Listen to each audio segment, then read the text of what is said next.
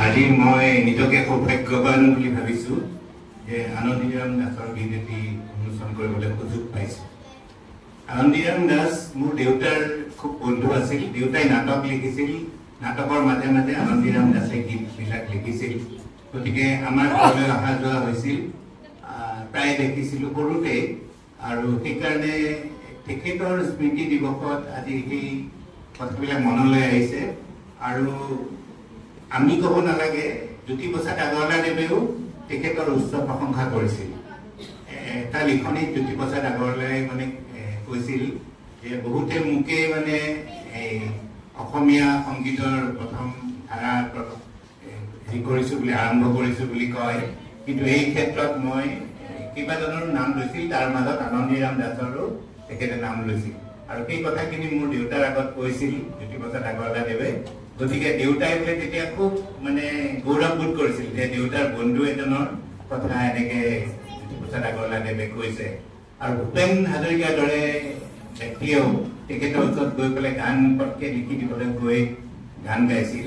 সেইবিলাক কথা ভাবিলে আজি আচৰিত হ'ব লাগে।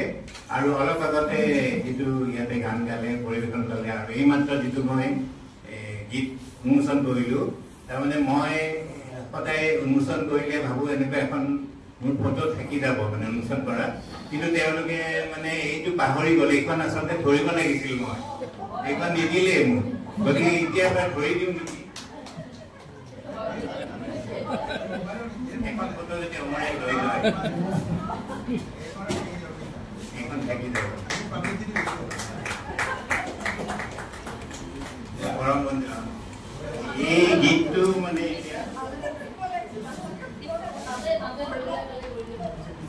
এই গীতটো ইমান সুন্দৰভাৱে পৰিৱেশন কৰিছে সুকণ্ঠী গায়িকা আমাৰ ললিতা লহকৰে। তেওঁ মই আজি 5 বছৰমানৰ পৰা জানো, আৰু যিটো তেওঁ মানে তেওঁৰ আন্তৰিকতা গান শিকা বা গান পৰিৱেশনৰ, সেইটোৰ কাৰণে আচৰিত হওঁ। আৰু মোৰ এটা কথা ভাল লাগে কি, মোক আগতে 2010 চনমানলৈকে আশাবাদী গায়ক বুলি নাম দিছিল। তাৰমানে আশা কৰি থাকোঁ কোনোবাই মাতিব নেকি। কিন্তু যিবিলাক গান কৰিছিলোঁ মই নিজেই প্ৰযোজনা কৰি নিজেই ৰেকৰ্ড কৰিছিলোঁ। কিন্তু প্ৰথম মোক এই আমাৰ নীলোৎপল গোস্বামী আৰু মুনীন দাস আৰু মৃণাল চৌধুৰী আছিল, ডাক্তৰ মৃণাল চৌধুৰী, তেওঁলোকে ফোন কৰি ক'লে যে আনন্দীৰাম দাসদেৱৰ এখন ৰেকৰ্ড হ'ব 10টা নে 11টা গানৰ, আৰু ৰমেন বৰুৱাদেৱে মানে মোকো বাচিছে তাতে এটা গান গাব পাৰি। গতিকে মোৰ সেই আশাবাদী যিটো গায়ক বুলি এটা মোৰ নাম আছিল, সেইটো মোৰ সেই তেতিয়াৰ পৰা নোহোৱা, মানে বেলেগেও মোক মাতা হৈছে। গতিকে সেই কথাটো আজি মনত পৰিছে। আৰু মোতকৈ আমাৰ ৰমেন চৌধুৰী দাই খুব ধুনীয়াকৈ গানটোৰ কথা ক'ব পাৰিলে হয়। এক মিনিট সময় পাৰি নেকি? মই যিটো মানে শুনিছোঁ, আমাৰ অমৰজ্যোতি ডেকাৰ যিটো আন্তৰিকতা, সেইটো কথা মই তাক সাধাৰণ এটা উদাহৰণ দিছোঁ। অমৰহঁত সাধাৰণতে বহুত ৰাতিলৈকে ফাংচনবিলাকত থাকে, ৰাতি আহি পাওঁতে 1টামান বাজে, 12টা বাজি যায়। আজি কেইদিনমান আগতে মানে এইটো ৰেকৰ্ডিং হৈ যোৱাৰ পিছত এই গানটো বোলে ললিতা লহকৰলৈ ফোন কৰিছে ৰাতিপুৱা 5:30 বজাত। বোলে মই এই গানটোৰ অকণমান আৰু অলপ অলংকাৰ লগাই দিছোঁ মিউজিকত, শুনি চোৱাচোন। বোলে এইটোতো হৈয়ে গ'লে বোলে নহয়, মই আকৌ কিবা কৰি ষ্টুডিঅ'ত গৈ কৰিছোঁ। সঁচাকৈ বোলে সেইটো শুনি মানে ললিতা লহকৰো অভিভূত হৈছিল। আৰু এই কথাখিনি শুনি মই অনুমান কৰিব পাৰিছোঁ যে কিমান আন্তৰিকতা থাকিলে মানুহে এটা গানৰ প্ৰতি এনেকৈ মনোযোগ দি পেলাই এই ৰাতিখন মানে তেওঁ মানে এই ৰেকৰ্ডিং ষ্টুডিঅ'ত গৈ পেলাই কৰি আহিছে, অলপ কিবা অলংকাৰ লগাইছে। গতিকে মই অমৰজ্যোতি ডেকাৰ তেওঁৰ লগৰীয়াসকলক ধন্যবাদ জনাইছোঁ, যিসকলে ইয়াতে সংগীত ব্যৱস্থাপনাত ভাগ লৈছে। আৰু মই আশাবাদী যে আমাৰ এই যিটো অনুপমৰ স্মৃতি ৰক্ষা সমিতি, তাতে সভাপতি হৈ আমাৰ অপনিৰঞ্জন পাঠকৰ দৰে মানে কৰ্মদক্ষ লোক, তেওঁলোকৰ পৰিচালনাত মানে আৰু আনন্দীৰাম দাসক যাতে অসমৰ প্ৰত্যেকজন মানুহে গম পায়।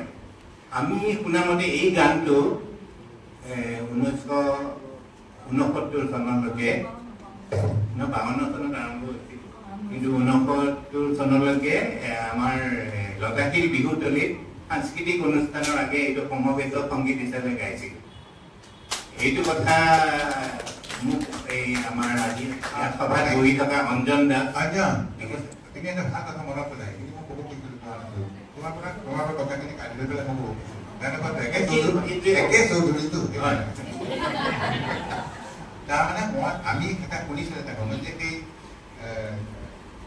ফ্লেগাষ্টিং সময়ত যেতিয়া পতাকা উত্তোলনৰ সময়ত গীত এটা লাগেতো তেতিয়া আৰু দুগৰাকী তিনিগৰাকী মই নাম নকওঁ বাৰু তাৰপিছত সেইটো আছিলে আনন্দ আছিলে গতিকে আল্টিমেটলি পিছত প্ৰথমতে কিন্তু সেইটো গুৰুগৌতম দাসৰ আপুনি সেইটো চিলেক্টেড হ'ল আৰু এটি গীত আছিলে যিটো গীত আনন্দৰাম দাসৰ যিটো গীত আছিলে সেইটো আকৌ যেতিয়া ফাংচন আৰম্ভ হয় মঞ্চৰ আৰম্ভণি গীতটো আছিলে আৰু বহুত বছৰ চলিছিলে কোন মুহূৰ্তত সেইটো নোহোৱা কৰিব পাৰি নেকি মই তাকে আমাৰ ইয়াতে মই মানে অনুৰোধ কৰিছোঁ এইটো অলপ চাব পাৰে নেকি আৰু অঞ্জন দাসৰ পৰা গম পাইছোঁ তেওঁৰ মানে মাতৃ বিখ্যাত গায়িকা তৰুলতা দাস তেখেতসকলে এইটো মানে সমবেত সংগীত ৰূপে গাইছিল এই সাংস্কৃতিক অনুষ্ঠানৰ আগতে গতিকে